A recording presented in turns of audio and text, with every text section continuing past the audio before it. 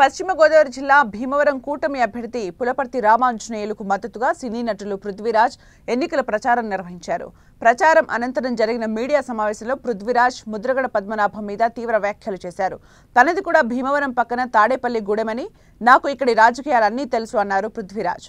కూటమి అభ్యర్థి పులపర్తి రామాంజనేయులు వైసీపీ అభ్యర్థి గ్రంథి శ్రీనివాస్ వ్యాఖ్యలపై స్పందించారు. తనను నాన్ లోకల్ అంటున్నారని, రాబోయే ఫలితాల్లో 40,000 మెజార్టీ ఓట్లతో గెలవబోతున్నామని పులపర్తి అన్నారు.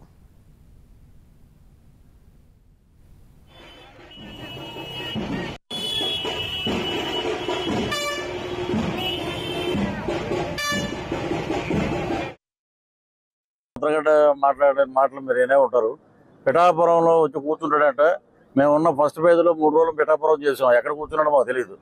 ఒకవేళ ఏమైనా గుడిమెట్ల దగ్గర ఏమైనా కూర్చున్నాడేమో అడుక్కునే వాళ్ళతో పాటు మాకు తెలియదు. కానీ మేము పిఠాపురంలో కూర్చుంటాం, పవన్ కళ్యాణ్ ఓటింగ్ చేస్తాం. ఏం చేశాడు పాపం పవన్ కళ్యాణ్?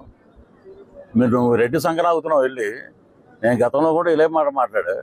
నువ్వేదో కాపు నాయకుడు, మేము ఇక్కడే భీమవరం అది పక్కన తాడేపల్లిలోనే పుట్టింది, డిగ్రీ వరకు ఇక్కడే చదివాం.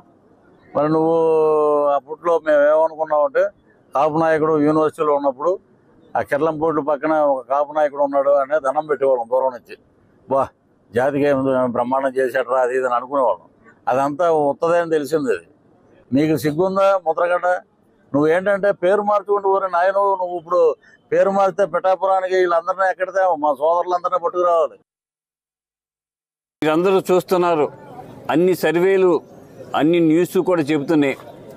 కేంద్రంలో 400 సీట్లతోటి నరేంద్ర మోడీ గారు, రాష్ట్రంలో 135, 140 సీట్లతోటి చంద్రబాబు నాయుడు గారు, భీమవరంలో 40,000 మెజార్టీతో నేను అధికారంలో రావటం ఖాయం.